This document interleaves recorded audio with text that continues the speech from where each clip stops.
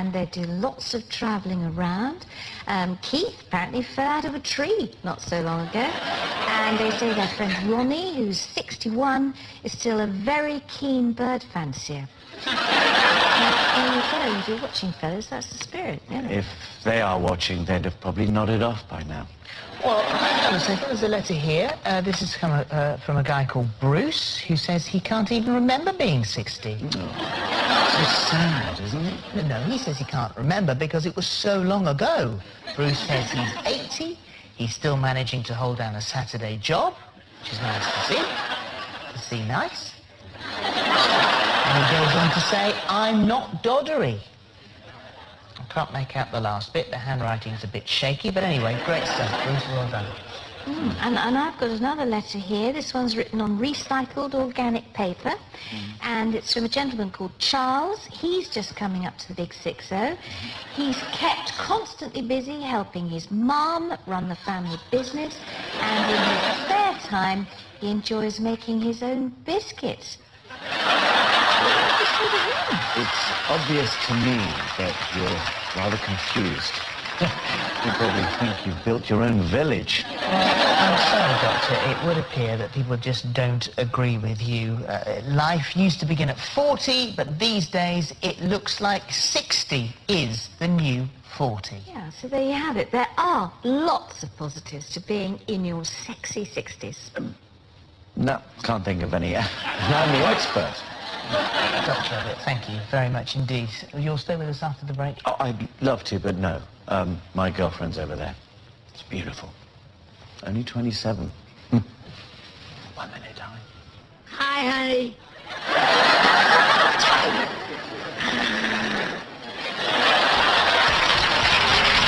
Here's a drama. Robin Williams.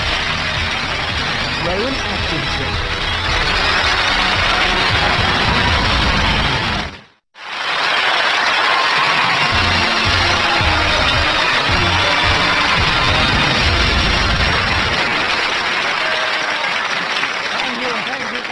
Before I go on, I just want to thank you all so much for making the effort to be here tonight when you could have been at home enjoying yourself. It's the kind of self-sacrifice that makes this country the greatest country in the British Isles. Now, where are we? Oh, yes, our next act is someone I've actually heard of, an old friend of mine, star of Good Morning Vietnam, the Dead Poets Society, and Mrs. Doubtfire. Yes, a big hand, please, for Mr. William Robbins.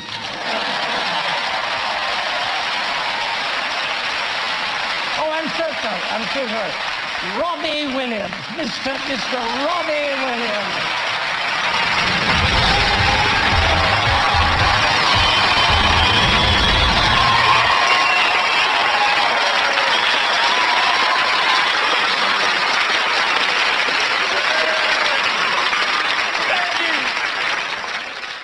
Chuck, Cam, great to see you.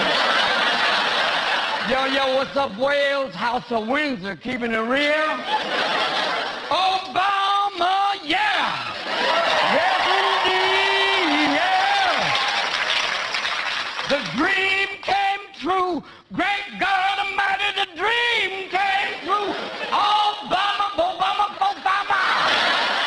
Obama, yeah!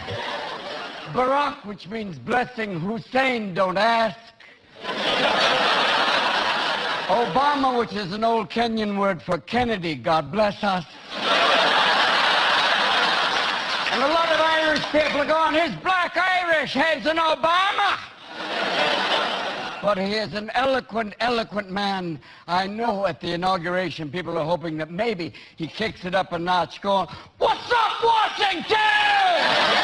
Yo, let's keep it real right now. I'm going to bring out the members of my political posse, my cabinet right now. This is Little Ray Ray. This is G-Man, Kanye, Kobe, and Colin Powell, who's bad to the bone. We're going down Pennsylvania Avenue with the top down. We're going to build a basketball court in the Rose Garden. But we do have to take a moment of silence and bid a fond farewell to George W. Bush. Yes, it's the end of the reign of George II. The reign of error is over. America is officially out of rehab. Welcome. Reassemble.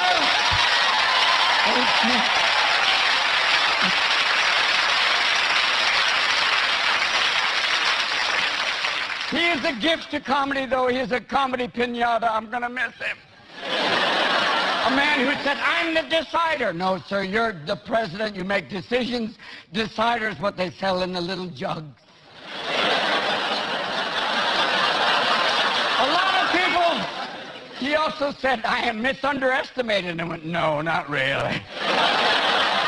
And you think, what do I have to think? What is he going to do after he leaves office? No, he cannot go on a speaking tour. That's a given. But I do think he could do stand-up comedy because he has 8 years of amazing material. He has stuff, and here's some of W's greatest hits. The question that's never asked, is our children learning? I just found out that a lot of our imports come from other countries. America, a country where you can put food on your family. Our enemies are looking for terrible ways to destroy this country, and so are we. And you have to have a little sympathy, though. W comes from a family where the smart brother is named Jeb. So you have to kind of take a moment, just a little moment of silence. And you can't blame the economy on him. They say the economy is essentially sound because people are considering buying things. That's like saying fat people are healthy because they might exercise. No. We need help. We went to the world. I like the fact the American government went all around the world and the French were going, I feel so bad for you, huh?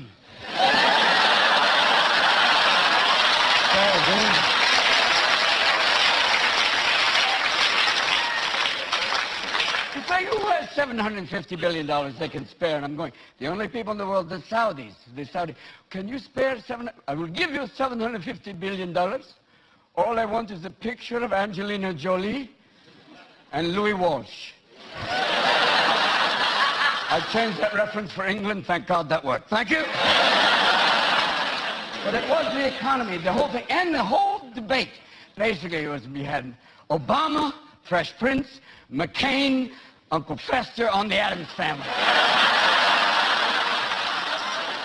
And the debates were so amazing. The first debate, two people speaking in complete sentences after 8 years of W. I was going, thank you, God!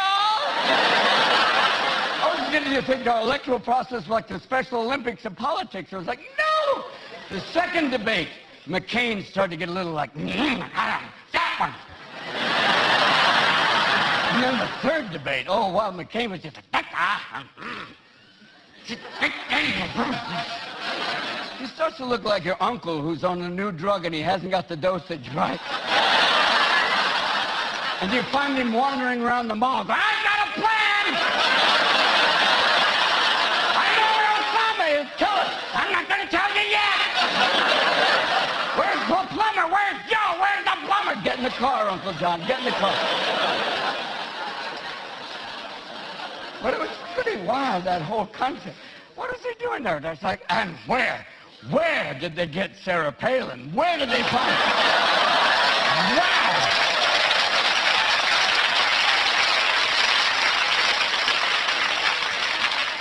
Did Ronald Reagan have a kid with Posh Spice? I don't know.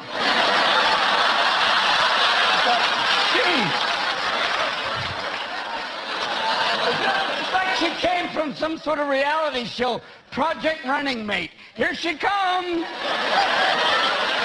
Here comes Sarah. Her hobbies are breastfeeding and helicopter hunting. She could skin a moose and balance a budget. Come on down. With that shucks and all kind of, oh my gosh, oh shucks. Polar bears are not endangered. They're just unlucky. Come on. It was pretty amazing, too. The last few days of the election, she let her hair down. She took her glasses off. I thought the last day she'd just be like, check it out. How you like my northern slopes now, boys? Real baby, drill, drill. You think Bill Clinton was sitting at home the whole time going, where was she when I was in office? Damn. What's up? And Bill had some bad luck. He found the only Jewish girl who couldn't get a stain out. That is so sad.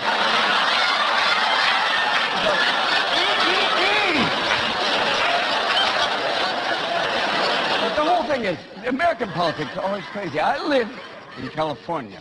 We're a 60% Hispanic state. We have an Austrian governor.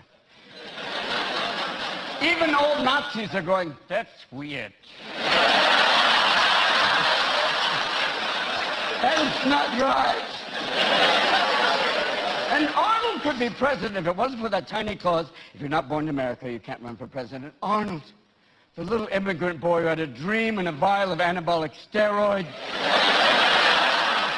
And he lives with and married to Maria Shriver, who's a Kennedy, who's getting smaller and smaller.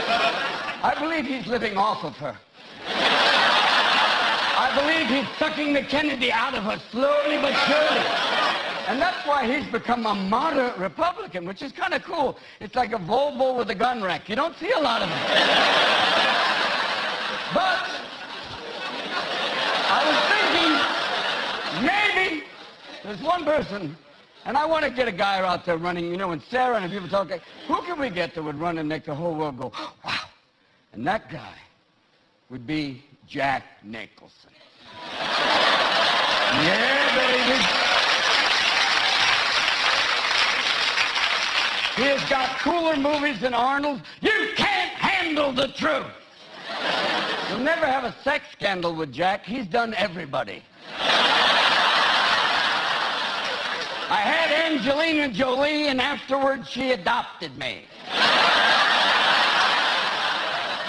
And you'll never have a drug scandal.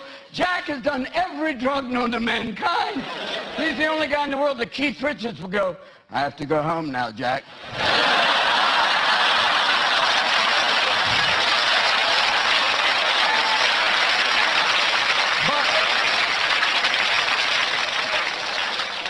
I'll leave you right now because some people say that I look like Bono, and I have to say, stop drinking.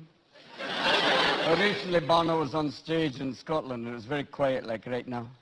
And he started clapping his hands, and he clapped his hands, and he said, every time I clap my hands, a child in Africa dies. And from the back of the Scottish audience, someone went, then stop clapping your hands!